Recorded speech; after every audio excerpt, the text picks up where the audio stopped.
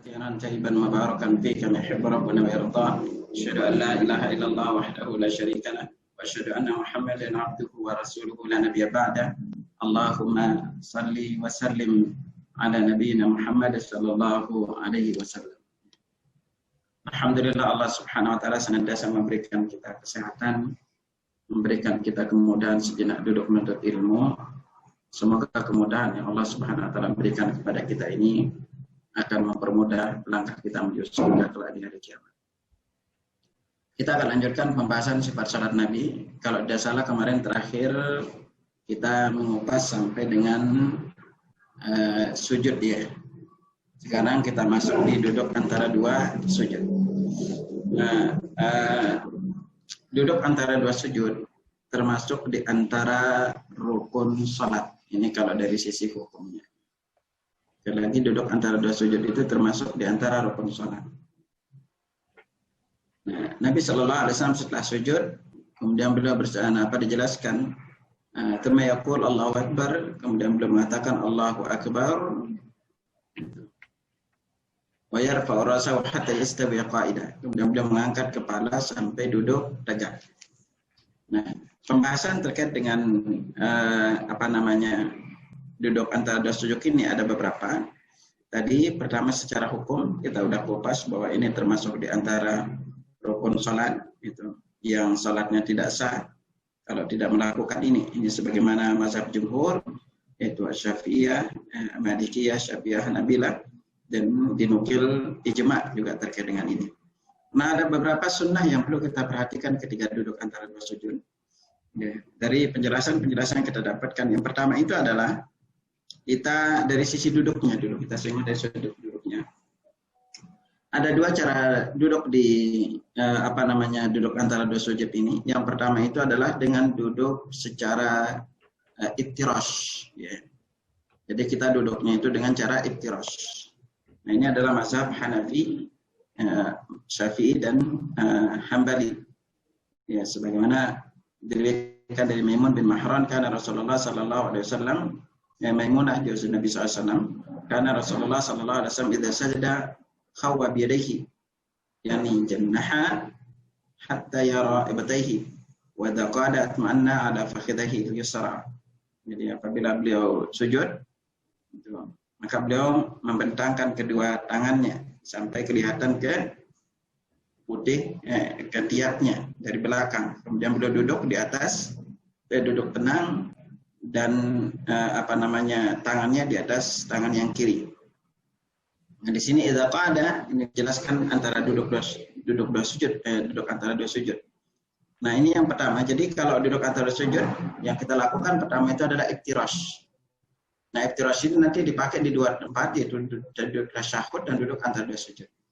Nah, kita pakai. Nah, karena ini duduk antara sujud, jadi duduk iftirash. Posisi iftirash sekali lagi, yaitu kita menegakkan kaki kanan, lalu duduk di atas kaki kiri. Nah, kaki kiri. Jadi kalau perhatikan polanya ini jemaah yang benar. Duduk iftirash itu adalah kita duduk seperti gini ya. Nah, kita duduknya itu gini, ini harus tegak. Dia bukan gini. Tapi harus kita tegakkan. Nah, sementara yang kiri, ini kita duduk di atas ini, yang kiri. Ya, jadi jangan nanti duduknya gini, bukan gini ya. Atau duduknya gini, ini keliru. Ya, nggak boleh kita duduk gini. Tapi ini harus kita tegakkan. Jadi kita tegakkan, ini tegak berdiri, bukan gini, ini bukan tegak namanya.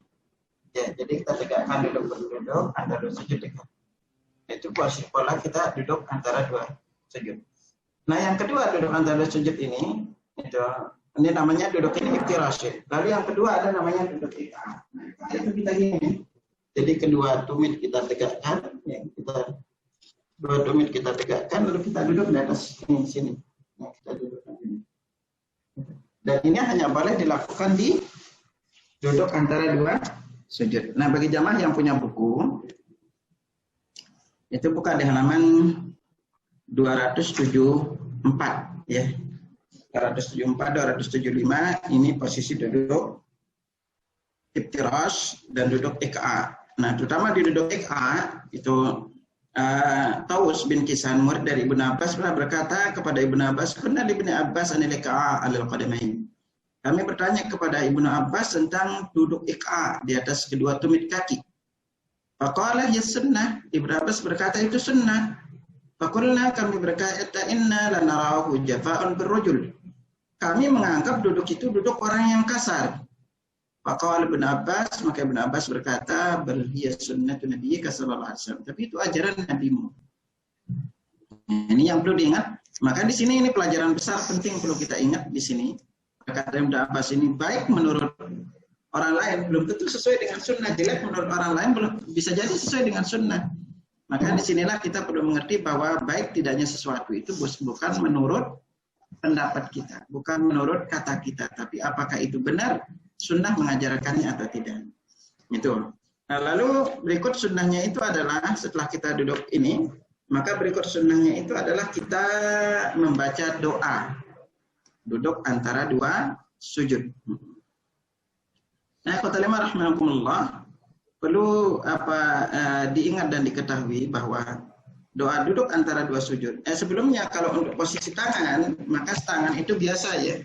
Ketika duduk antara dua sujud itu posisi tangan tetap kita letakkan, boleh kita letakkan tangan itu gini. Ini kan di atas paha, ya, paha ini batas paha. Boleh juga gini. Jadi boleh gini atau boleh gini, itu dua-duanya boleh. Untuk kita lakukan ketika duduk antara dua sujud. Nah, lalu berikutnya apa? Bacaan duduk antara dua sujud. Nah, adapun bacaan duduk antara dua sujud itu makanya kita dapetin ada beberapa lafaz ya. Nah, ingetin pada para jemaah. Lafaz-lafaz doa duduk antara dua sujud ini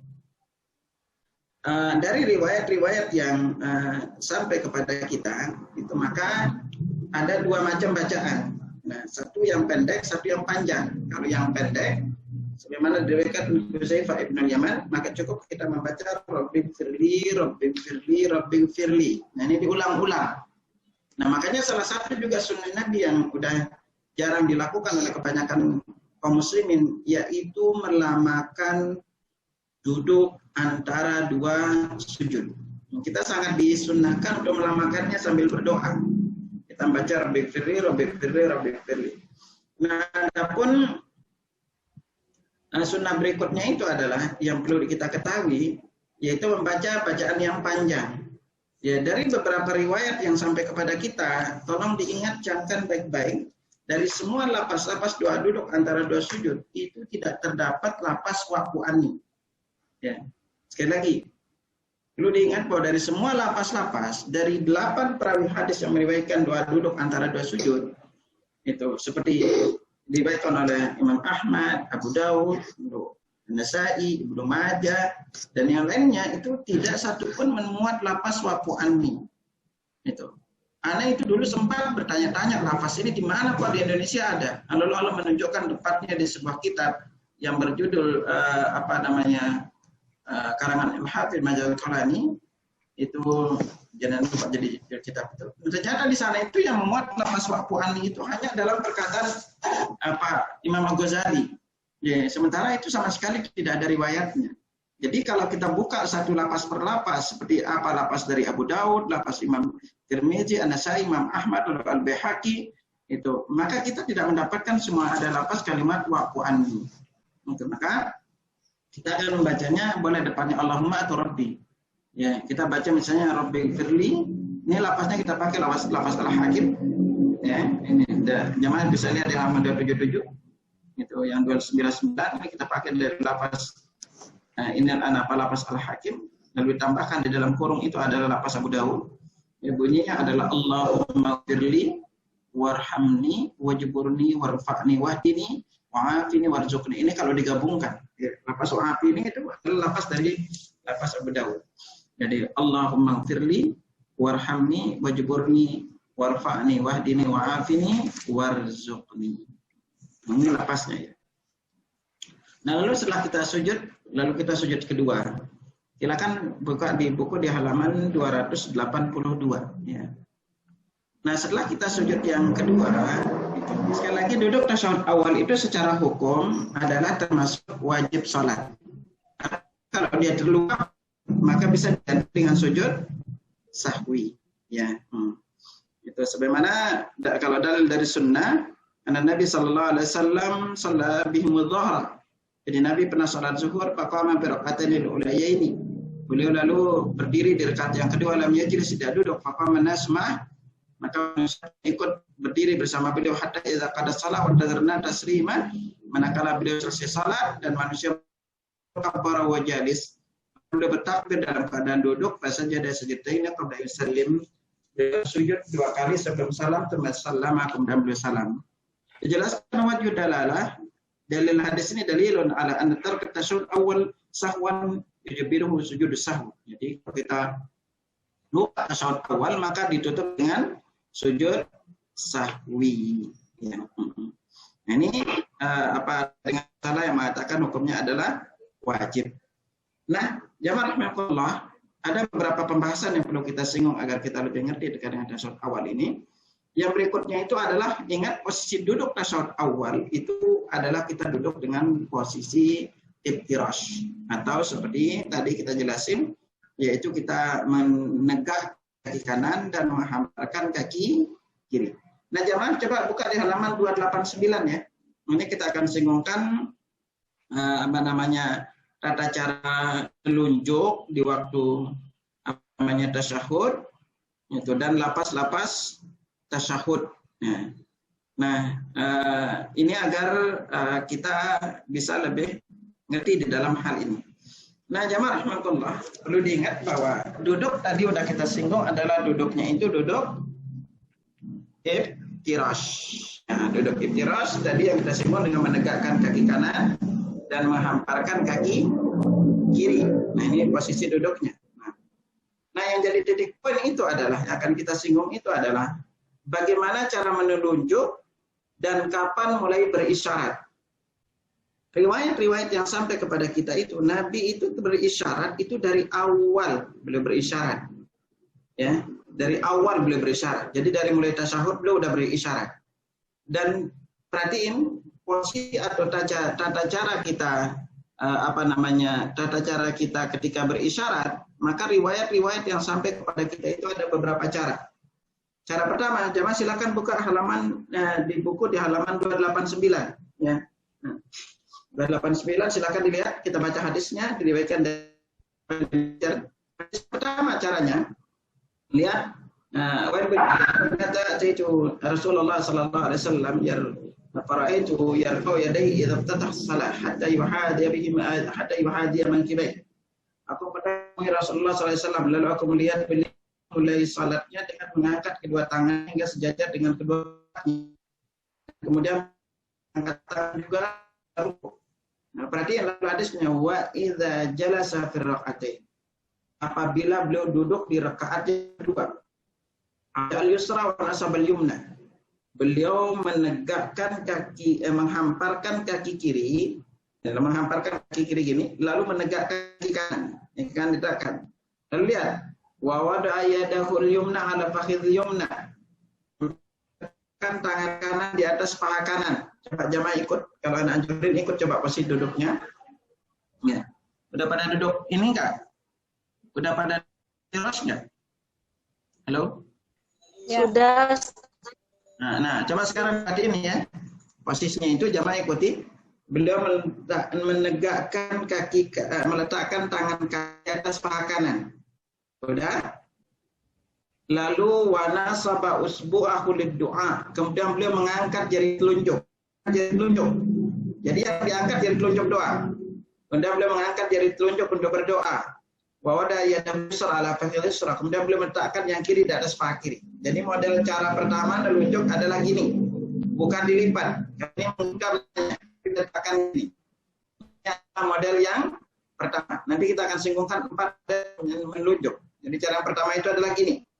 Ini cara pertama. Lalu kita cara yang kedua. Jamaah buka di halaman 292. Karena Rasulullah SAW lihat hadis yang paling atas. Rasulullah SAW biasa apabila beliau duduk di atas salat. Wadoa kafal yumna, beliau meletakkan tangan kiri di atas tangan kanan di atas paha kanan. Wa qabada asabi'ahu kullaha. Kemudian beliau menggenggam seluruh jari jemari. Menggenggam seluruh jari jemari. Lalu asyara bi isbahil lati talil ibham. Kemudian beliau berisyarat dengan jari setelah ibu jari, yaitu jari setelah ibu jari, jari telunjuk. Wa wada'a kafal yusra ala fakir yusra. Dan beliau meletakkan yang kiri di atas paha kiri. Jadi ini cara kedua. Jadi kalau tangan kiri di atas paha kiri, maka dua caranya. Boleh dengan cara gini, boleh juga dengan cara seperti gini. Ini cara yang kedua, ya. Lalu berikutnya apa? Kita bisa melihat karena posisi juga sebelah sini, ya. Jadi cara pertama itu boleh gini, yang kiri ini boleh di sini. Yang ini juga boleh dengan posisi seperti ini. Ini ada dua cara. Ya. Adapun cara berikutnya, ada cara yang ketiga adalah itu beliau posisinya diriwayatkan dari Abdullah bin Zubair, itu buka hadis yang halaman 293 yang paling atas. Karena Rasulullah sallallahu alaihi wasallam idza qa'ada yad'u. Rasulullah sallallahu alaihi wasallam apabila duduk berdoa, wa doa yadal yumna ala fakhil yumna, beliau meletakkan tangan kanan di atas paha yang kanan. Wa wada yadal yusra ala fakhil yusra, beliau meletakkan yang kiri di atas paha kiri. Itu wa syara bisbahi sabah, kemudian beliau berisyarat dengan jari telunjuk. Ya. Lalu apa wada ibhamu ala isbail wusta, kemudian beliau meletakkan yang tangan ibu jari tengah di jari tengah dengan ibu jari. Jadi gini. Wa yulqi mukaffal yusra rukbatahu, kemudian tangan kiri mencengkeram lututnya yang kiri. Nah, ini cara yang ketiga.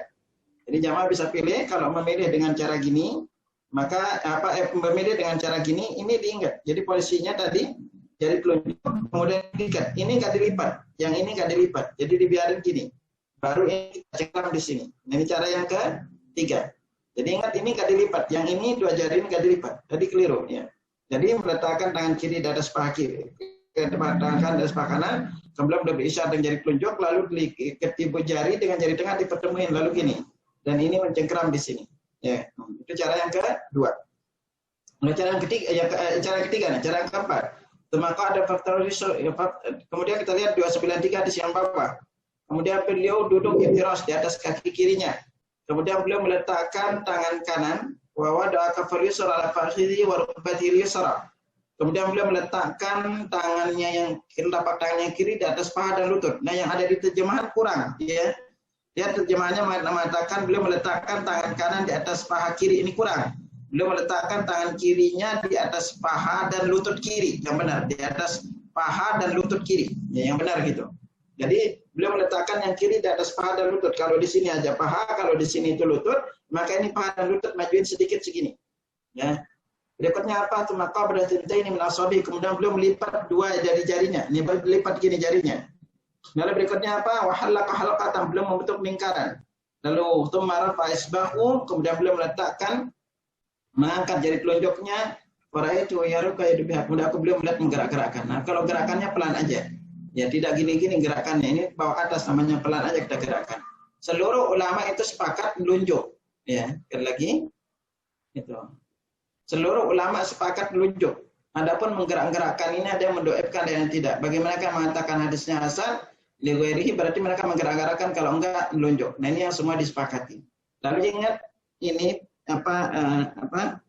untuk yang ini siku itu diletakkan di pangkal paha. Jadi gini posisinya. Bukan gini. Jadi kita nggak boleh nanti kalau duduk tasawuf akhir itu tangan di sini itu enggak. Jangan sampai tangan di sini, tapi kita letakkan di pangkal paha. Ya, itu. Ya.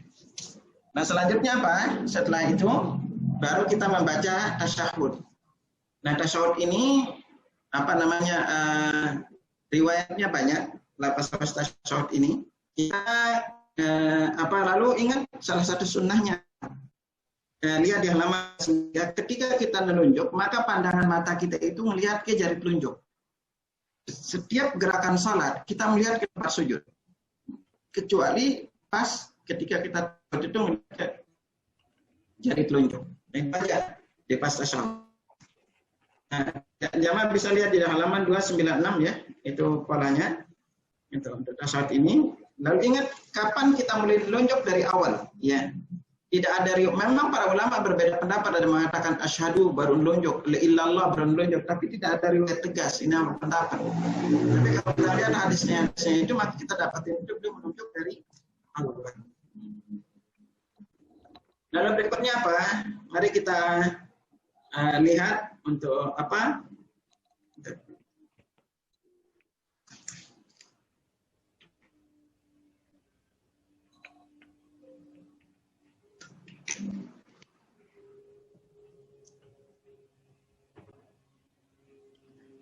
Mari kita baca untuk tasyahudnya ya.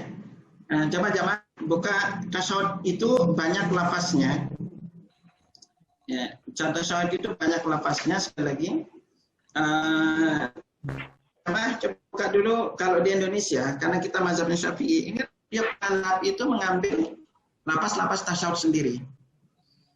Kalau Imam Syafi'i itu mengambil tasyahud dari Ibnu Abbas. Kalau Imam Ahmad dan Abu Hanifah itu mengambil tasyahud Ibnu Mas'ud. Kalau Imam Malik itu mengambil lafaz tasyahudnya Umar bin Khattab. Itu. Jadi jamaah coba lihat di halaman 301. Udah pada lihat halaman 301? Udah belum? Ya. Ini kok suaranya senyap aja. Ya. Ada pada tidur? Oke, kita baca tasyahudnya ya. Coba diperhatikan, kita akan baca tasyahudnya Ibnu Abbas. Buka di 301 yang bagian atas ya. 301 yang bagian atas. Mari kita baca, ikuti. Dengar dulu ya, bacain. At-tahiyyatul mubarakatus salawatut thayyibatu lillah. Ulangi. At-tahiyyatul mubarakatus sholawatut thayyibatu lillah. Ini yang bersuara berapa orang? Coba dibuka dulu deh agar kedengaran ya. Yang lain-lain suaranya gitu. Ya kita baca, ingat buka di halaman yang punya buku 301. Doa tasyahud yang bacaan tasyahud yang paling atas. Itu adalah tasyahudnya Ibnu Abbas radhiyallahu anhu. Mari kita baca ya.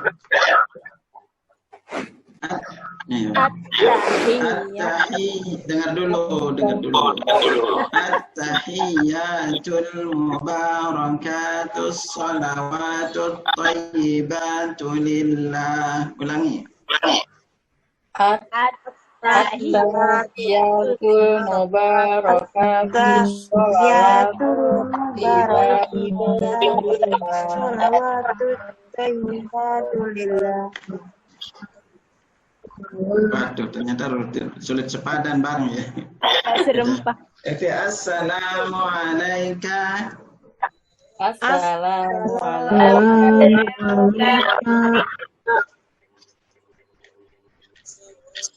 Dengar dulu dikit-dikit nih kayaknya pada ini ya Pak, apa jaringannya pada masalah ya?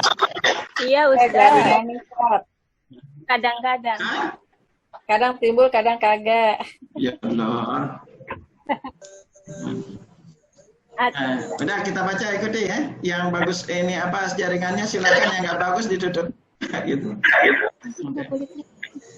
Ikuti. Assalamu alaika. Ulangi. Assalamu alaikum. Ayyuhan nabiyyu. Ayyuhan nabiyyu. Udah gini deh. Coba satu Anda bacain dulu baru ada yang coba. Coba sampai 3 orang yang coba. Ya, assalamu alayka ayyuhan nabiyyu wa rahmatullahi wa barakatuh. Ulangi. Assalamu alayka ayyuhan nabiyyu wa rahmatullahi wa barakatuh. Assalamu alayna wa ala ibadillahi shalihin. Assalamu alayna wa ala ibadillahi shalihin. Asyhadu an la ilaha illallah Asyhadu an la ilaha illallah. Wa asyhadu anna Muhammadar Rasulullah. Wa asyhadu anna Muhammadan Rasulullah. Ya udah, jangan dulu baru kita syaut belum selawatnya. Coba Bu Pina dibaca dulu, Bu Pina. Tahu aja yang mana Tat? Yang atas ya.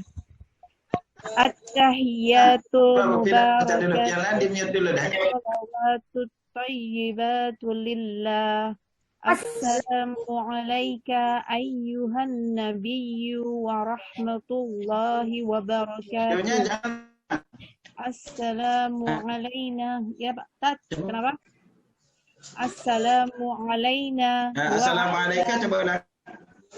Assalamu alayka ayyuhan nabiyyu wa rahmatullahi wa barakatuh. Videonya jangan panjang itu. Yang mana Tat? Enggak, dengerin. Assalamualaikum ayyuhan nabiyyu wa rahmatullahi wa barakatuh. Betul Tat? Lanjut. Assalamu alayna wa ala ibadillahis salihin. Salihin. Salihin. Salihin. Lanjut. Ashhadu an la ilaha illallah wa ashhadu anna Muhammadan Namanya jangan panjang. Wa ashhadu anna Muhammadar Rasulullah. Wa ashhadu anna Muhammadar Rasulullah. Jangan panjang nunnya. Wa ashhadu anna Muhammadar Rasulullah.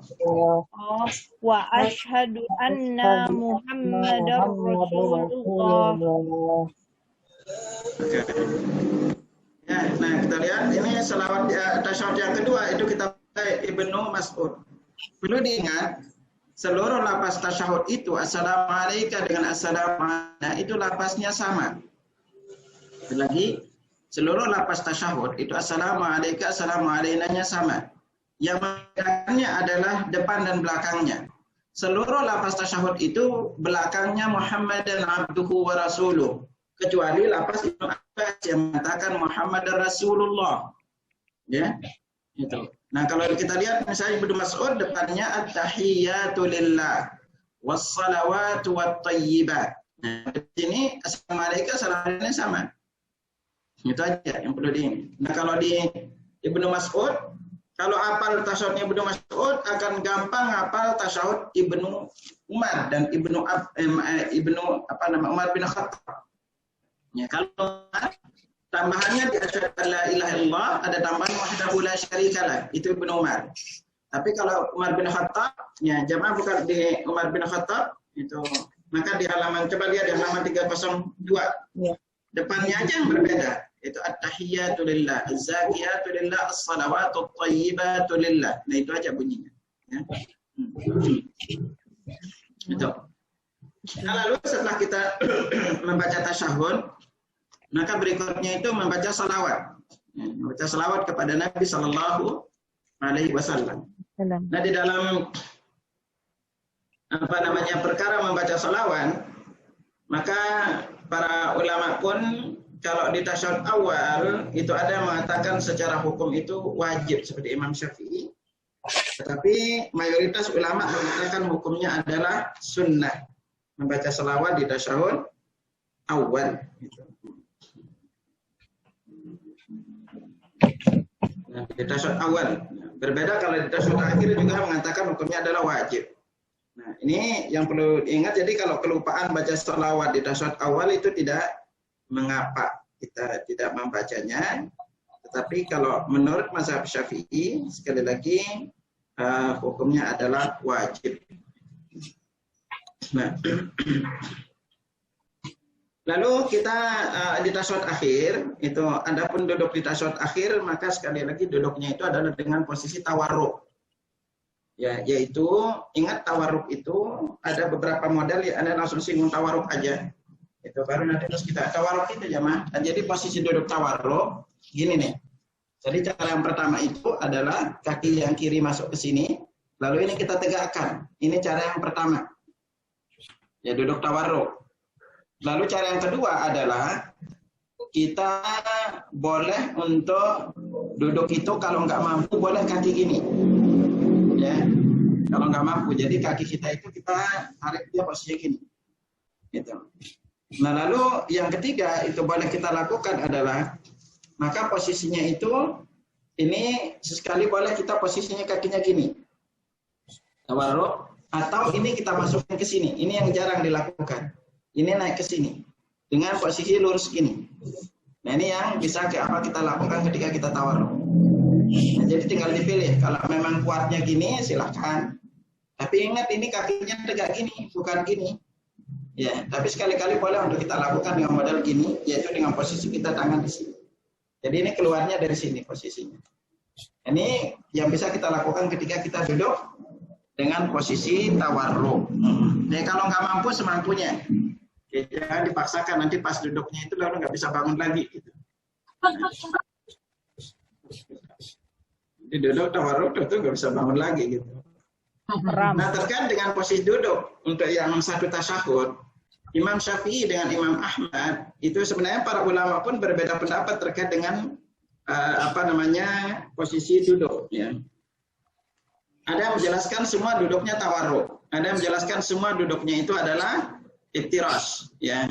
Nah, Imam Ahmad dan Abu Hanifah itu Imam Ahmad dan Imam Syafi'i, kalau yang salat itu punya dua tasyahud, mereka sepakat bahwa duduknya itu tasyahud awal adalah dengan duduk iftirash, sementara tasyahud akhir duduknya itu dengan tawarruk. Nah, itu. Nah, tetapi mereka berbeda pendapat kalau yang punya tasyahudnya itu satu. Nah, kalau Imam Ahmad berpendapat bahwa duduknya itu adalah dengan duduk iftirash, itu duduknya adalah dengan duduk tawarruk seperti sholat subuh. Makanya wajar kalau di Indonesia kita rata-rata duduknya itu dengan duduk tawarruk kalau sholat subuh dan sholat qabliyah lainnya. Ya, kalau yang dua, yang sholatnya adalah 2 rakaat. Nah dari sisi tata cara tasyahud itu tidak jauh beda, ya, tidak jauh beda. Itu maka berisyaratnya tidak jauh beda gitu. Dan yang paling penting kita lakukan adalah berdoa sebelum salam. Nah, jamaah bisa buka di halaman di halaman kita langsung masuk aja di halaman ini doa sebelum salam itu buka di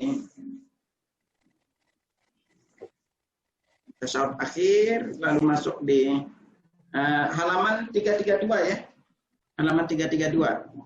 Nah, di sini salah satu sunnah yang perlu kita lakukan sebelum salam setelah kita berisyarat itu tasyahud awal, tasyahud akhir, maka kita ingat tadi yang kelupaan ya, ketika kita bangkit menuju rakaat kedua setelah tasyahud awal maka kita disunahkan mengangkat tangan.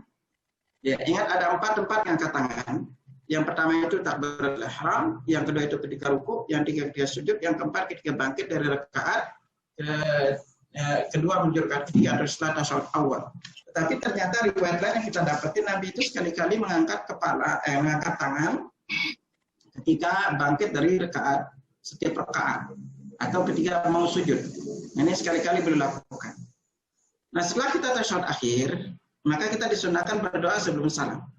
Paling tidak kita membaca doa yang 4, ya, berlindung dari yang 4, yaitu Allahumma inni a'udzubika min adzabi jahannam wa min adzabil qabr wa min fitnatil mahya wal mamat wa min syarri fitnatil masiihid dajjal. Nah, ini yang paling kita disunahkan berlindung dari yang 4 ini. Ketika kita berada di tasyahud akhir, ya. Jika berada di tasyahud akhir, kita berlindung dari yang 4. Lalu berikutnya apa? Gitu. Kita bisa pilih doa-doa perlindungan yang lain. Ya, bagi jamaah yang punya buku, itu silakan buka di halaman 332. Ini berlindung dari yang 4. Lalu boleh kita baca yang pendek juga. Misalnya yang pendek di halaman 337, Allahumma hasibni hisaban yasira. Lalu berikutnya bisa kita juga baca yang pendek, Allahumma inni as'alukal jannah wa a'udzubika minan nar. Nah, ini bisa kita baca sebanyak 3 kali. Yang Nabi sabdakan, man sa'alallahul jannata thalathan. Barang siapa yang meminta kepada Allah surga sebanyak 3 kali, qalatil jannah, maka surga berkata, Allahumma adkhilhul jannah. Ya Allah, masukkan dia ke dalam surga. Wa man ta'awwadza billahi minan nar. Dan barang siapa yang berlindung kepada Allah dari api neraka, qalatil nar, neraka berkata, Allahumma a'idhku minan nar. Ya Allah, jauhkan dia atau selamatkan dia dari api. Nah, boleh dipilih juga doa-doa yang lainnya yang bisa kita baca. Nah, jemaah yang punya buku silakan buka di halaman 235 sampai dengan 341 sebelum salah ya, di halaman 335 sampai dengan 341. Ini semua doa yang dibaca sebelum salam. Mau pilih yang pendek, mau pilih yang panjang, doanya itu silakan. Itu tergantung kita mau pilih yang mana dari doa yang ada. Nah, setelah itu jamaah rahmatullah, kita mengucap salam ya. Jadi setelah kita duduk tasyahud akhir, maka kita duduk tasyahud lalu kita mengucap salam. Ingat, salam itu termasuk di antara rukun salat. Yang yang kita lakukan berapa? Yaitu kita melakukan 2 salam. Boleh kita melakukan 2 salam, boleh juga sekali salam. Tapi di salat wajib, maka rata-rata Nabi melakukan itu adalah 2 kali salam. Adapun yang wajib itu adalah salam yang pertama, yaitu yang ke kanan. Sebagaimana dijelaskan at-taslimatul ula fardun min furudis salat. La khuruja min as-salati illa biha. Jadi salam yang pertama itu hukumnya adalah wajib. Gitu. Berdasarkan ini mazhab jumhur, yaitu jumhur ulama dari sahabat, tabi'in dan setelah mereka, dan bahkan sebagian mengatakan hukumnya adalah ijma. Itu boleh juga untuk kita salam sekali, ya boleh salam sekali. Nah, tapi di dalam salat wajib, kenapa yang kita dapatkan riwayat Nabi salam 2 kali, dalam salat jenazah beliau itu baru salamnya itu sekali. Makanya kan kalau kita yang salat jenazah di Masjidil Haram maupun Masjid Nabawi, itu rata-rata salamnya itu yang dilakukan hanya sekali salam saja. Ya, itu salat jenazah. Nah, ketika kita tasyahud, udah ingat kalau salam 2 kali, maka yang kita lakukan adalah sambil melihat ke jari telunjuk, maka lapas salam itu ada 3 lapas macamnya. Ya. Yang pertama itu adalah ke kanan, kita membaca lengkap, ke kanan membaca Assalamualaikum warahmatullahi. Yang ke kiri kita membaca Assalamualaikum warahmatullahi. Lalu kedua yang ke kanan kita membaca Assalamualaikum warahmatullahi wabarakatuh. Ya, ada tambahkan wabarakatuh, ke kiri Assalamualaikum warahmatullahi. Jadi tidak ada riwayat ke kiri itu wabarakatuhnya. Adapun salam yang ketiga ke kanan Assalamualaikum warahmatullahi, sementara ke kiri kita membaca Assalamualaikum. Nah, ini jamaah lihat dalil-dalilnya yang ada di buku ya. Dan salamnya modelnya sekali kita ambil ke kanan. Ingat, salam itu kita muter ke kiri, Assalamualaikum, ke kanan dulu, Assalamualaikum warahmatullahi, Assalamualaikum warahmatullahi. Nah, jadi tidak ada kita tidak ada contoh Assalamualaikum warahmatullahi, berhenti ke sini, lalu narik ke sini, baru ke sini. Itu nggak ada contoh seperti itu. Jadi langsung Assalamualaikum warahmatullahi, Assalamualaikum warahmatullahi. Nah, selesai kita salam, maka semua riwayat-riwayat hadis yang sampai kepada kita dan sahih masak muka. Gitu. Tidak ada yang saya masak muka, apalagi langsung membaca Alhamdulillah. Maka kita tidak dapatkan riwayatnya yang sahih dari Nabi SAW. Ada beberapa riwayat, tapi ternyata riwayat itu tidak sahih dari Nabi SAW. Nah, ini dulu sampai sini. Kalau ada ditanyain sebelum kita lanjutin zikir setelah salam, ada ditanyain dulu nggak? Gitu. Silakan. Halo, ini pada tidur atau apa? Ustadz, tanya Ustadz. Iya. Silakan. Bagaimana hukumnya bersedekap ketika itidal? Jadi setelah itidal itu bersedekap ketika mau menuju sujud.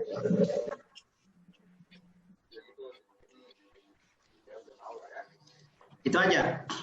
Ya Ustadz. Itu aja. Syukran Ustadz. Pertama, bersedekap setelah i'tidal itu. Para ulama ini sekali lagi ada 2 pendapat yang menjelaskan bersedekap setelah i'tidal ini. itu yang pertama mengatakan tidak ada sunnahnya. Itu ini Anda jelasin. Ikhtalafa ahlul ilm fi hukmi wa yumna ala yusra ba'da raf'i min ruku' ala thalathati aqwal. Jadi para ulama itu berbeda pendapat terkait dengan meletakkan tangan kanan di atas tangan kiri setelah setelah bangkit dari ruku, ya. Ada 3 pendapat. Yang pertama mengatakan yusannu wad'ul yadi yumna 'ala al-yusra ba'dal qiyam min ruku'. Ada mengatakan sunnah. Ini di antara pendapat sebagian Hanafiyah, lalu ini pilihan Syekh Baz Utsaimin. Lalu pendapat kedua mengatakan la yusannu, tidak disunnahkan. Ini adalah pendapat jumhur ulama yang mengatakan insya'a wad'al yumna 'ala yusra ba'dal qiyam min ruku' insya'a lam yada'. Yang ketiga mengatakan boleh diletakkan, boleh tidak. Ini 3 pendapat ini. Tapi kalau kita lihat yang mengatakan la yusannu wad'al yumna 'ala yusra ba'dal qiyam min ruku' ada mazhab jumhur. Jadi yang paling banyak mengatakan tidak disunnahkan ini adalah pendapat yang paling banyak. Nah, kenapa? Wa dzalika li'annahu lam yarid mutlaqan fi syai'in min hadis salat. Karena tidak ada satupun dalil yang menjelaskannya dari riwayat-riwayat hadis yang terkait dengan salat. Walam yunqal an ahadin min as-salaf ini 'ala al-sadri badal raf'i min ruku', dan juga tidak ada satupun riwayat dari para salaf yang menjelaskan meletakkan tangan setelah mengangkat setelah bangkit dari ruku'. Nah, ini penjelasan terkait ini dari riwayat-riwayat yang sampai kepada kita terkait dengan perkara ini. Wallahu a'lam bishawab. Jadi ada yang mengatakan sunnah, tetapi kalau kita lihat mayoritasnya mengatakan tidak disunnahkan. Ya. Wallahu a'lam bishawab. Ada lagi? Assalamualaikum Ustadz. Ustadz mau nanya nih Ustadz, misalnya kita telat mengikuti imam pada rakaat pertama, apakah kita tetap harus baca ta'awuz dan doa iftitah Ustadz? Jazakillah khair Ustadz. Okay. Ya, bismillah. Jadi kalau kita masbu sholat, pertama, kalau kita dapetin imam itu lagi membaca Al-Fatihah, maka yang lebih sunnah itu adalah kita dengar. Ya. Kan posisi sholat itu ada 2, ada jahriyah, ada saatnya jahriyah, ada saatnya yang sir. Kalau kita datang, imam lagi baca Al-Fatihah, maka kita takbiratul ihram, Allahu Akbar, langsung dengan Al-Fatihah. Gitu. Ini kalau sholat itu jahriyah. Apabila di bagian siriyahnya, seperti zuhur, atau rakaat ketiga dan keempat, sholat asar itu rakaat ketiga dan keempat, maka kalau kita tidak tahu imamnya itu lama, itu atau bangkit dari ruku, atau ketika kita akan membaca istiftah, lalu kita akan tertinggal membaca Al-Fatihah yang ruku, maka lebih utama pilih baca Al-Fatihah, tidak membaca doa istiftah. Wallahu a'lam bishawab. Ada lagi? Mangke.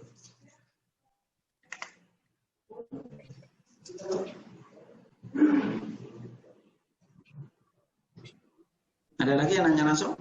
Atau dibacain silakan kalau ada pertanyaan. Ada yang lewat chat Ustadz. Ya, saya bacakan ya Ustadz ya. Ini sepertinya sudah dijawab minggu lalu.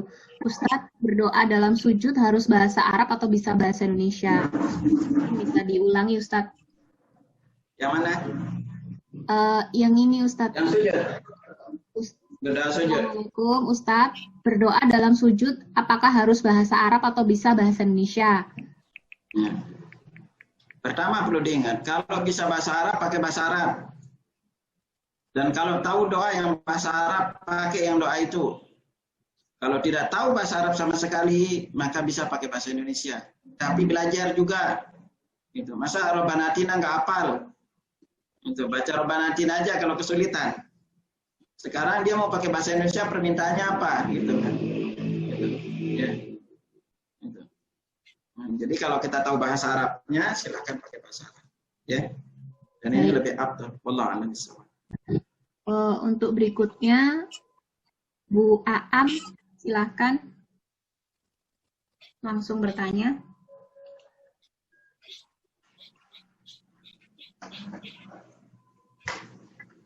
Assalamualaikum Bu Aam. Oh, mungkin masih belum dengar. Untuk selanjutnya Ustadz melalui sudah. Silakan Bu Aam kalau mau bertanya. Iya. Assalamualaikum Ustadz. Waalaikumsalam. Mau tanya masalah itu Ustadz, sholat sunnah witir. Itu tuh sebaiknya dilakukan setelah sholat isya apa setelah tahajud Ustadz? Syukron ya. Oke, itu aja Bu. Ya. Hah? Witir itu boleh dilakukan 3 waktu Bu. Pertama, nasihat Nabi kepada Abu Bakar dan Umar, lakukannya itu selesai isya. Nasihat Nabi kepada Abu Hurairah dan Abu Dzar Al-Ghifari itu sebelum tidur. Dan yang paling afdal adalah ketika kita sholat tahajud. Silakan dipilih waktu ini. Ya, nah, kalau kita tidak yakin bangun ketika tahajud, maka lakukan selesai isya. Ya, semoga nanti kita bisa kupas lebih rinci di bab sholat-sholat sunnah. Ya. Ini ada pembahasan sendiri terkait dengan sholat sunnah.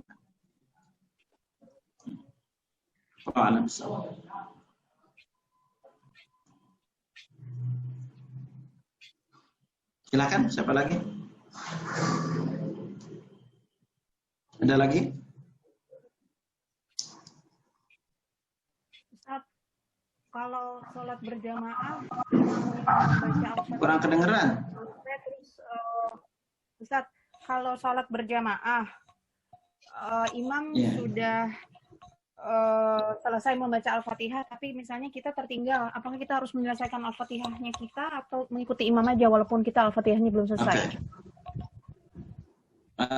Penjelasan terkait dengan masbuk, maka Nabi SAW bersabda, "Faiza raka'a farka'u." Kalau imamnya ruku, maka hendaklah kalian ruku. Maka nanti kekurangan bacaan itu diwakili oleh imam. Silahkan ketika imam ruku, maka kita pun ikut ruku. Ya, syukran Ustaz. Baik, untuk yang berikutnya pertanyaan silakan. dari chat Ustadz. Assalamualaikum.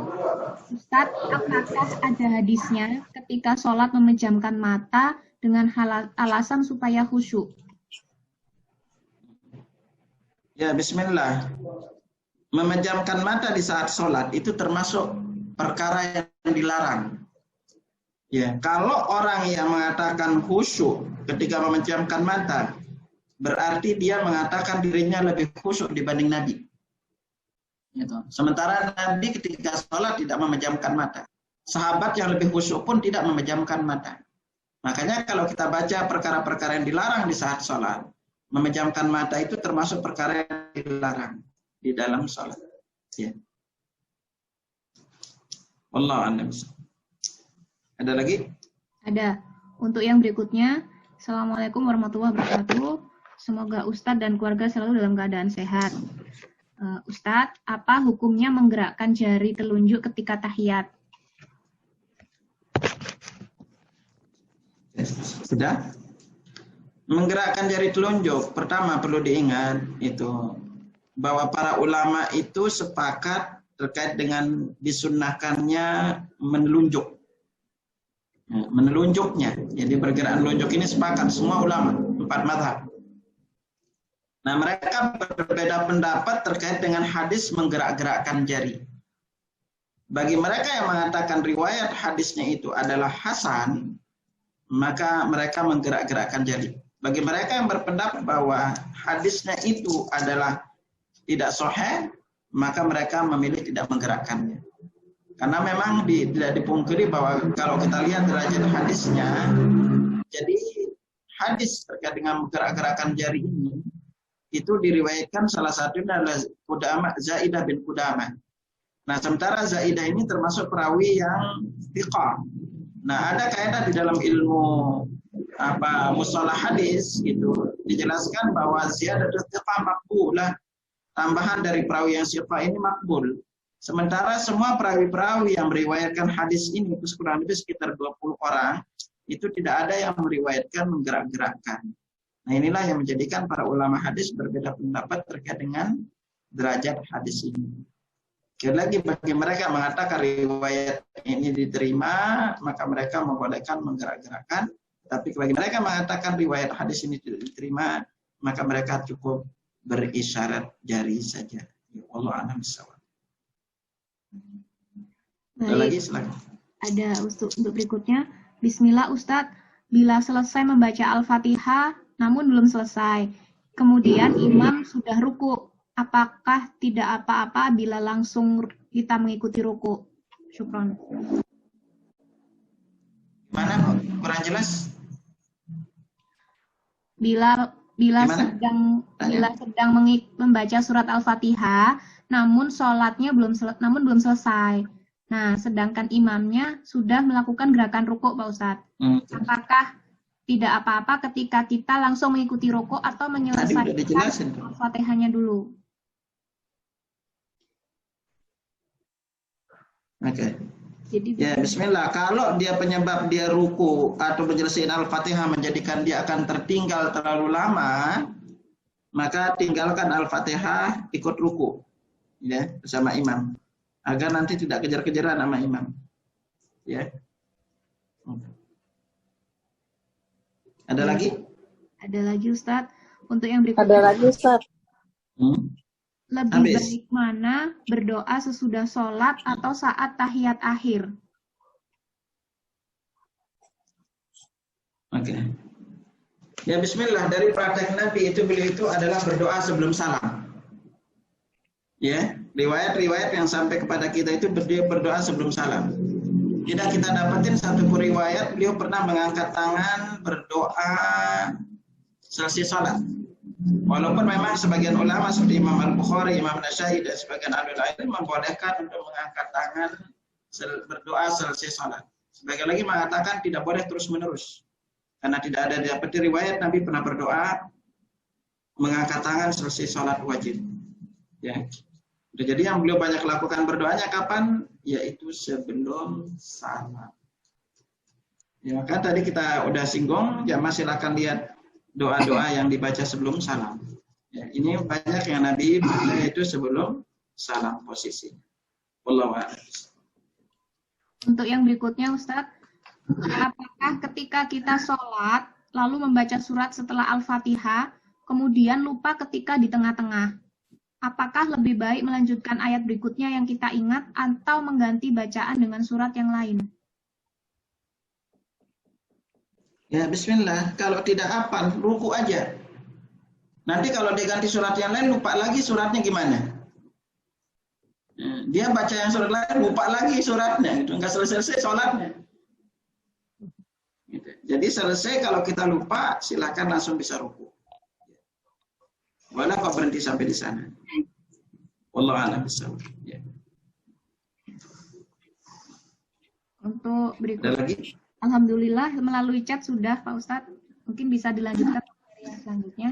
Assalamualaikum Ustadz. Mau nanya. Selesai kita lanjutin, yaitu kita masuk di pembahasan Afwan Ustadz. zikir setelah sholat. Ada satu lagi. Ada lagi? Bu Dewi Intasari ya? Ya, ada Ustadz.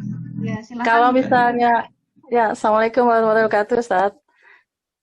Ustadz, kalau misalnya tadi surat lupa ya, terus kita ganti dengan surat yang lain itu gimana hukumnya? Nggak usah diganti, Bu. Ruku aja. Gitu ya, Ustadz. Nanti Ibu baca salat yang lain lupa lagi gitu. Kapan selesai salatnya? Iya, oke, Ustadz. Ya, makasih, Ustadz. Syukron. Iya, ya. Udah? Ada lagi Bu Sofia. Ada lagi? Ya. Bu Sofia langsung bertanya Pak Ustadz. Silakan Bu Sofia. Ya, silakan. Assalamualaikum Bu Sofia, silakan. Iya, Ustadz, gini tadi kan kalau misalnya kita ketinggalan Al-Fatihah, udah langsung nggak apa-apa. Maksudnya ketika kita belum selesai Al-Fatihah, sementara imam sudah ruku, kita tentu saja ikut imam. Itu apa berlaku ke semuanya gitu? maksudnya ketika kita selalu tertinggal gitu, misalnya belum selesai tahiyat, imam udah naik, belum selesai tahiyat akhir, imam udah salam, itu apa memang sampai semuanya? Nah, itulah Bu, kalau berjamaah itu bedanya gitu, ya. Kalau berjamaah itu. Makanya imamnya kalau terlalu cepat-cepat ini repot juga, ganti aja tuh imamnya. Gitu. Kalau imamnya maka kita juga jangan terlalu lama perbedaan ketinggalannya dengan imam. Makanya makmum itu ketika sholat jamaah, ibu kan sholatnya di rumah, kenapa pada bertanya banyak jamaah ya? Ini pada senang jamaah ya gitu. Jamaah juga di rumah, Ustadz. Jadi, ya, makmum itu tidak lepas dalam 4 kondisi, Bu. Pertama namanya adalah al-musabaqah, dia dahului imam. Yang dua ini sangat dilarang, bisa dia tidak dihitung salat jamaah. Yang ketiga namanya al-muwafaqah, gerakannya selalu bersama imam. Dan yang keempat adalah al-mutaba'ah, mengikuti imam. Nah, kalau kita mengikuti imam kapan? Maka kalau imam udah selesai bergerak, karena Nabi katakan fa idza raka'a, apabila imam roka itu fil madi, udah ruku, farka'u, maka hendaklah kalian ruku. Jadi kalau imam Allahu akbar ruku, baru kita nyusul. Jadi kalau imam turun sujud, udah sujud baru kita turun. Itu polanya. Di dalam berjamaah. Makanya kalau imamnya terlalu cepat, ini yang repot. Lebih baik diganti imam. Yes. Itu biasanya imam nggak ngerti sifat sholat Nabi. Jangan ibu yang ganti imamnya, repot. Gitu nggak boleh wanita jadi imam bagi laki-laki. Baik. Untuk pertanyaan terakhir, Pak Ustadz, pertanyaan terakhir dari chat, ada tambahan lupa yang bagaimana Pak Ustadz yang menyebabkan kita sujud sahwi? Mungkin bisa dijelaskan, setelah itu dilanjutkan materi berikutnya. Apa nih, Kak, kedengeran? Apa? Assalamualaikum, Ustadz, lupa yang bagaimana yang menyebabkan kita harus sujud sahwi? Okay. Nah, Ibu nanti ikut kajian khusus sahwi ya. Kalau lupanya pertama itu karena lupa rakaat, nanti ada karena faktor. Jadi sujud sahwi itu ada 3 penyebab. Karena lupa, karena penambah rakaat, karena kurang rakaat. Ya. Itu. Kalau Ibu lupa misalnya ini udah rakaat, berapa rakaat? Ya 3, 4, ambil 3. Ambil yang terkecil. Lalu tinggal ganti dengan sujud sahwi, atau karena lupa tasyahud awal. Ya. Nanti pembahasan khusus nih, kalau Ibu mau sujud sahwi biar Ibu ngerti pola-polanya sujud sahwi. Karena pun kalau kupas sujud sahwi itu paling tidak 2 kali pertemuan. Ya, karena kita harus ngerti nanti ada penyebabnya. Itu intinya setiap kali ada lupa, penambah rakaat, kurang rakaat, maka nanti akan terganti dengan sujud sahwi. Ya. Baik, silakan Ustadz dilanjutkan. Oke, kita lanjutin dengan ini kan nanti kita sampai jam berapa, Bu? Sampai jam 14 ya, Ustadz. Oke, sebentar lagi jam 2. Dan kita singgung zikir setelah salam. Nah, Imam An-Nawawi rahimahullah berkata, "Jamal ulama al-istihbab bidzikri pada salati." Jadi ulama ijma, sepakat para ulama bahwa disunahkan berzikir setelah salat. Wajat fi haditsu katsiratun sahihatun fi anwa'in minhu muta'addidah.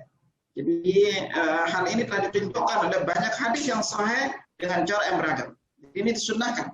Apa yang Nabi baca selesai salat? Maka yang langsung Nabi baca tidak ada hadis sahih, yang ada cuma hadis palsu yang menjelaskan Nabi membaca Al-Fatihah. Jadi kita tidak pernah dapat riwayat Nabi selesai Assalamualaikum warahmatullahi wabarakatuh, Assalamualaikum warahmatullahi wabarakatuh, Al-Fatihah. Itu hadisnya palsu. Apalagi mengatakan hadrat Nabi Mustafa Al-Fatihah, bismillahil Fatihah, barakal Al-Fatihah, maka ini semuanya hadis palsu. Jadi yang Nabi baca selesai salat dan Nabi langsung baca istighfar. Ibu yang punya buku buka di halaman 348. Ingat lafaz istighfar itu banyak dari Al-Quran maupun Sunnah. Tapi lafaz istighfar seperti apa yang Nabi baca, ini perlu juga untuk kita jelasin. Diriwayatkan oleh Tauban karena Rasulullah SAW idzan sarafa min salat istighfar thalathan. Nabi SAW kalau selesai salat beliau membaca istighfar 3 kali. Istighfar mana yang beliau baca? Maka perawi hadis yang bernama Al-Walid bin Muslim bertanya kepada Imam Al-Auza'i, "Kaifal istighfar?" Bagaimana lafaz istighfarnya? Maka yang beliau baca adalah astagfirullah, astagfirullah. Jadi tidak mengatakan astagfirullahaladzim, alladzi la ilaha illa huwal qayyum wa atubu ilaihi min jami'il ma'asi waz dzunub wa la haula wa la quwwata illa billahil aliyyil azim. Itu bukan itu yang Nabi baca. Tapi yang beliau baca adalah astagfirullah, astagfirullah, astagfirullah. Baru beliau membaca Allahumma antas salam wa minkas salam tabarak ya dzal jalali ikram. Adapun kalau kita sering mendengar tambahan wa ilaika a'udus salam wa hina rabbana bisalam wa dakhilnal jannata darussalam, kata Imam Al-Jazari, tambahan ini tidak memiliki dasar, bahkan ini hanyalah buatan para tukang cerita. Jadi nggak boleh kita tambah lafaz.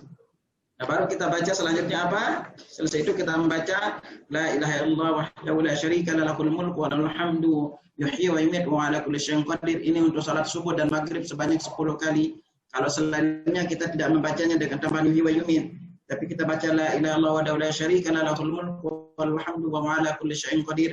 Allahumma la mani'a lima a'taita wa la mu'tiya lima mana'ta wa la yanfa'u dzal jaddi minkal jadd. Lalu kita baca yang lainnya, lalu kita tambahkan ayat kursi, lalu boleh kita tambahkan surat Al-Ikhlas, An-Nas, Al-Falaq. Ini kalau untuk salat maghrib dan subuh kita baca 3 kali, kalau selainnya dibaca dengan sekali. Lalu boleh kita berdoa setelahnya, Allahumma inni ala dzikrika wa syukrika wa husni ibadatik. Lalu selesai salat subuh kita membaca Allahumma inni as'aluka ilman nafi'an wa rizqan thayyiban wa amalan mutaqabbala. Lalu baru kita baca subhanallah sebanyak 33 kali. Jadi baca subhanallah 33, alhamdulillah 33, Allah Akbar 33. Jadi jamaah bisa buka di halaman 357. Baru dibaca, ingat baca tasbih, tahmid, takbir itu ada 7 cara. Ada 7 cara. Selama ini kita tahu 1 cara. Itu apa? Subhanallah 33, alhamdulillah 33, dan Allah Akbar 33. Lalu ditutup dengan bacaan la ilaha illallah wahdahu la syarika lahu lahul mulku wa lahul hamdu wa ala kulli syai'in qadir. Maka dosanya diampuni walaupun sebanyak buih di lautan. Ini cara yang sering kita lakukan. Tetapi ada cara yang lebih besar lagi pahalanya. Itu gabungin 3 kalimat. Subhanallah walhamdulillah wallahu akbar. Jadi perhatian, subhanallah walhamdulillah wallahu akbar itu sekali. Dan dibaca sebanyak 33 kali. Kalau kita baca subhanallah walhamdulillah wallahu akbar, baik itu selesai salat sunnah maupun selesai salat wajib sebanyak 33 kali, maka pahalanya setara dengan haji, umrah, jihad, sedekah. Ini yang paling besar pahalanya berdasarkan riwayat Abu Bukhari dan Muslim. Ya. Boleh kita baca subhanallah 10, alhamdulillah 10, Allah Akbar 10. Boleh kita baca subhanallah, kita baca juga subhanallah walhamdulillah wala ilaha illallah wala akbar sebanyak 25 kali. Nah, silakan dipilih dengan variasi cara membaca. Adapun ngitungnya itu, maka yang afdol itu adalah kita lakukan dengan ujung jari. Karena hadisnya bilang anamil itu jadinya artinya ujung jari yang punya kuku. Jadi 1, 2, 3, 4, 5. Jadi kemudian itu. Adapun dengan ruas ini itu, maka ini sebenarnya lebih tepat dengan di sini. Dan boleh dengan jari jemari kita ngitungnya seperti ini. Ya, nah itu cara kita berzikir. Dan semua riwayat zikir Nabi itu tidak ada riwayat beliau pernah membaca la ilaha illallah sambil goyang-goyang kepala. La ilaha illallah. La itu tidak ada satupun riwayat. Nah ini yang bisa Anda sampaikan terkait dengan salat ini. Ya, wallahu a'lam bishawab. Ya, kita kalau ada tanyaan sebelum zikir ini silakan. Ya. Ada yang tanyain?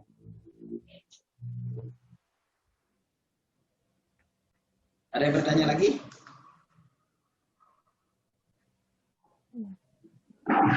Assalamualaikum warahmatullahi wabarakatuh. Ustadz, itu kan tadi kalau zikir pagi, kalau zikir ba'da sholat kan Ustadz bilang ada yang nggak ada yang lafalnya begini, nggak ada yang lafalnya begitu. Kalau yang misalnya yang zikir pagi yang apa ya, Allahumma apa tuh, ilman nafi'an wa rizqan halalan thayyiban wa wasi'an wa amalan sholihan mutaqabbala, itu boleh nggak ditambahin yang kayak gitu? Sama, Ibu lapasnya keliru. Ya, yang kedua lapasnya nggak seperti itu. Lapas yang kedua, salah satu kekeliruan yang terjadi yang pernah Anda baca penjelasan dari salah satu ulama itu adalah memasukkan zikir Allahumma inni as'aluka ilman nafi'an wa rizqan thayyiban wa amalan mutaqabbalan zikir pagi. Padahal itu sebenarnya zikir dibaca setelah sholat subuh. Karena di riwayat hadisnya Jabir di apa namanya 365 ya. Itu di sini jelasin subha hina yusallim. Jemaah yang punya buku buka di halaman 365 ya. Diriwayatkan dari Ummu Salamah anna Nabi sallallahu alaihi wasallam kana yaqulu idza shalat subha hina yusallim. Bahwasanya Nabi sallallahu alaihi wasallam setelah salat subuh biasa mengucapkan Allahumma inni as'aluka ilman nafi'an wa rizqan thayyiban wa amalan mutaqabbalan. Nah, ini untuk apa namanya salat subuh, jadi dia tidak termasuk zikir pagi petang.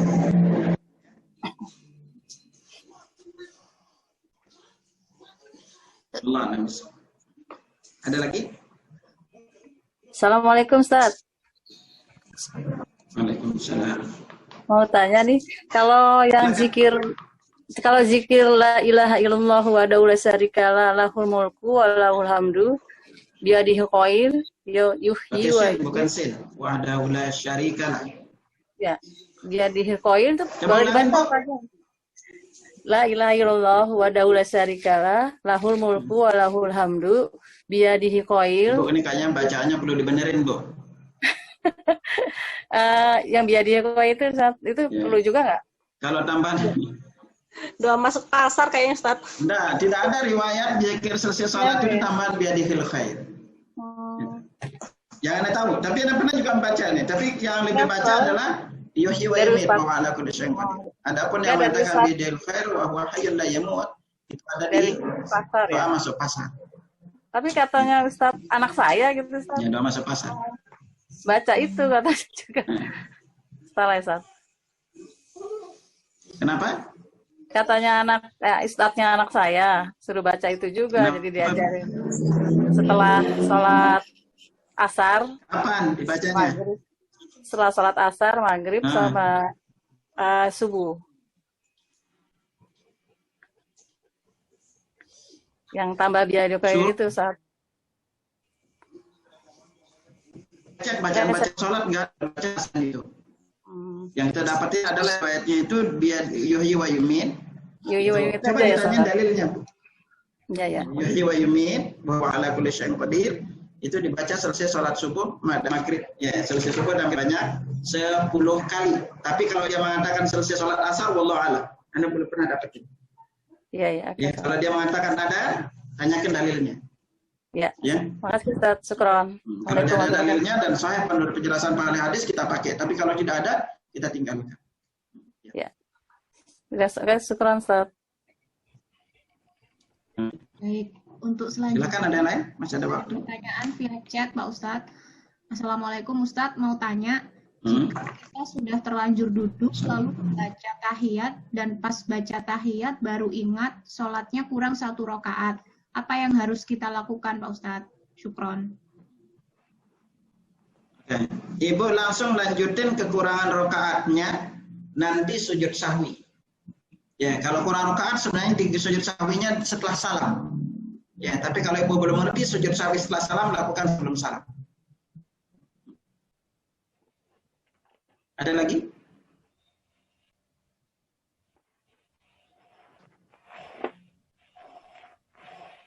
Ada lagi Pak Ustadz. Assalamualaikum. Jika kita sedang tahiyat menunjuk jari, maka kita melihat jari atau ke tempat sujud. Ya.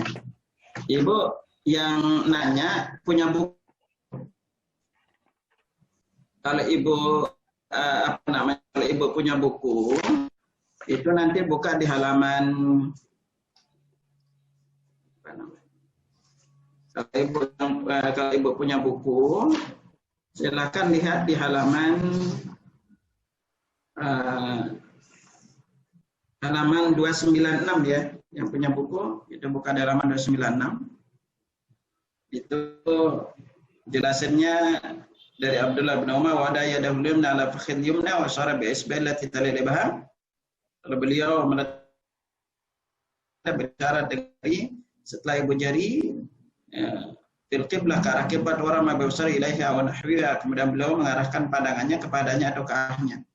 Jadi itu isyarat bahwa kita tahun maka kita melihat ke jari telunjuk. Seluruh duduk yang lainnya maupun berdiri melihat ke tempat sujud. Wallahu a'lam.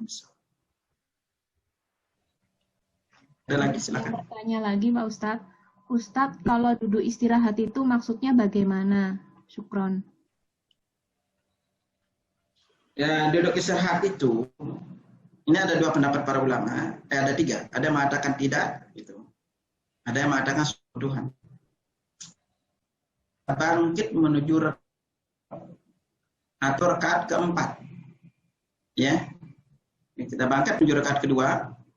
Sebelum berdiri tegak, setelah sujud yang kedua, maka kita duduk istirahat dulu sejenak baru bangkit. Itu namanya duduk istirahat. Dan boleh berdiri. Bagi mereka mengatakan tidak sunnah, itu berarti langsung berdiri. Kalau mereka mengatakan sunnah, maka duduk dulu istirahat sejenak, baru bangkit. Nah, jamaah yang punya buku, itu bisa buka di halaman 282. Ya, di halaman 282. Wallahu a'lam bishawab. Ada yang lain? Silakan. Ada lagi Pak Ustadz. Assalamualaikum Ustadz. Ada yang mengatakan jika imam lupa rokaat, kita diam saja atau diberitahu dengan cara mengucap subhanallah. Mungkin bisa dijelaskan Pak Ustadz. Syukran. Ya, kalau bagi laki-laki bilangnya subhanallah. Kalau ada terjadi kekurangan. Kalau bagi wanita itu tepuk. Jadi tapi tepuknya bukan gini, Bu, tapi gini ya tepuk. Nah ini yang ditepuk. Jadi nggak boleh tepuk gini. Tapi tepuknya ini namanya. Nah ini repotnya kalau imamnya nggak ngerti, gitu kan. Gitu. Kalau untuk sifat sholat Nabi itu sampai di sini pembahasannya. Kita yang belum kita kupas itu ini al-makruhat wal mubahat, yang di perkara-perkara yang dibolehkan, lalu yang dilarang dan yang membatalkan sholat. Nah, ini memang kalau anak anjurin itu lebih baik dikupas di pertemuan tersendiri, ya. Di pertemuan sendiri itu akan lebih rinci pembahasannya, karena memang perlu untuk pembahasan paling tidak sekitar 1,5 jam untuk kita kupas. Sehingga nanti perkara-perkara yang boleh, mana yang tidak membatalkan sholat itu perlu untuk kita lebih ngerti. Sehingga di dalam sholat boleh kita untuk melakukannya.